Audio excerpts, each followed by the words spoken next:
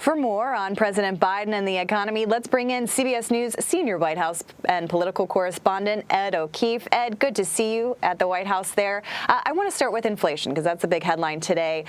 From the start of his term in January of 2021, inflation has steadily increased from 1.4% when he took office. Now it's at 8.6% as of a few weeks ago. You can see some of this on the screen. The most recent mark shows the highest official inflation rate since 1981. So, of course, the war in Ukraine certainly hasn't helped all of this, but inflation was already at 7% a month before Russia's assault began. So how is the president's economic team and their recent admissions of essentially misjudging inflation, how has that complicated Biden's position here?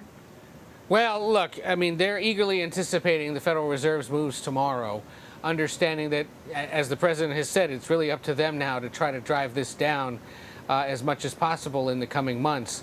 Many analysts expecting it'll be a 0.5 or 0.75% increase, and that would be a dramatic move by the Fed that hasn't, of course, raised rates that much in recent years, but also a signal of how quickly they're now trying to address this. Both the Federal Reserve, Treasury Secretary, other economic officials here at the White House have conceded they weren't necessarily forecasting this correctly. They thought it was transient or happening because of the pandemic. Then it was because of the war in Ukraine. But clearly, it continues, and they understand that there's real political risk now for the president should that interest rate hike that happens tomorrow not be reflected positively by Wall Street, by polling from Americans who believe that the economy is in better shape or that it's somehow being addressed, and that if Congress doesn't start to take some kind of an action to demonstrate that they're trying to do something to help drive down prices. So remember, there's very little a president can do on their own. They have to be pushing the Federal Reserve to do what it's going to do tomorrow, what it's expected to do. They can be putting political pressure on Congress to act. They can be doing what they did today in Philadelphia by saying, look, jobs numbers are in great shape. Economic growth is in fantastic shape. We've addressed the supply chain backlog for the most part for now. Yes, inflation's a problem around the world as it is here, and I understand people are hurting, but the undertones or the underlings of the economy are in great shape, and that's because of us. If you'd rather hand it back over to Republicans, here are the things they might do. And he ticked through some things in the plan that's been presented by Senator Rick Scott and whatnot. That's an election year argument. We'll see whether voters are okay with it. Yeah, and I want to ask you a little bit more about this because you have this dynamic where the economy does look good on paper, but people aren't feeling it that way. Yeah. I mean, one positive economic number for the administration is that unemployment remains really low, 3.6%. And most people, who want to find work can find a job. But people are also facing high gas prices, high rent and mortgage rates, things they have to pay, grocery bills. So people aren't necessarily feeling that good economic number personally in their own personal economies. What does the president make of all of this, and how is he talking about that dynamic?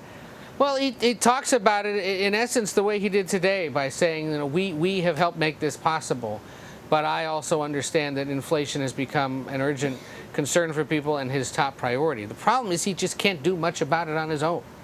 And so, how do you get people out of a mental funk that the White House would argue they're in because of high prices and make them believe that better times are ahead when poll after poll after poll continues to show he's being held responsible for this.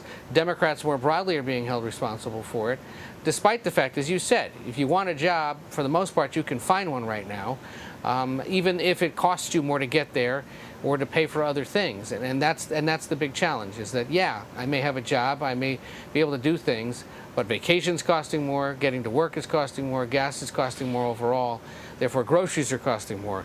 You layer that with the fact that the pandemic isn't entirely over, the baby formula shortage, the ongoing war in Ukraine, concerns about mass violence across the country. It's all adding up, and it's making life difficult for this president, at least politically. Especially with the midterms a few months away. I want to ask you about kind of something that's related, which is, as a candidate for president, Biden was asked if he would punish Saudi leadership for orchestrating the murder of a U.S. journalist. I want to play some of what he had to say on the campaign trail. Yes, and I said it at the time. Khashoggi was, in fact, murdered and dismembered, and I believe in the order of the Crown Prince. And I would make it very clear, we were not going to, in fact, sell more weapons to them.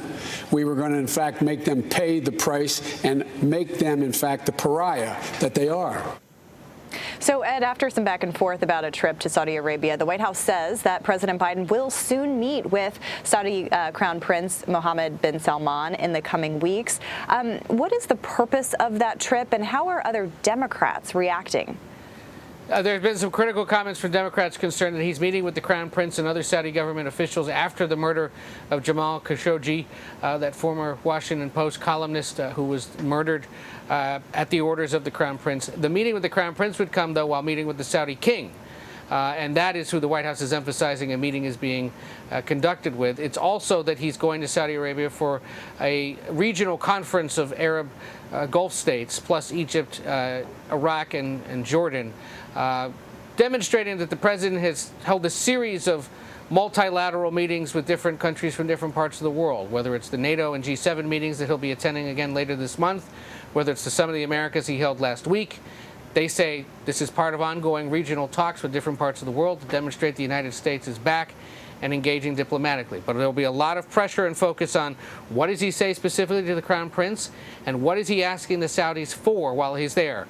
Is he pushing them to pump more gas to drive down prices, or is it about broader security and geopolitical concerns around the world? We'll wait and see.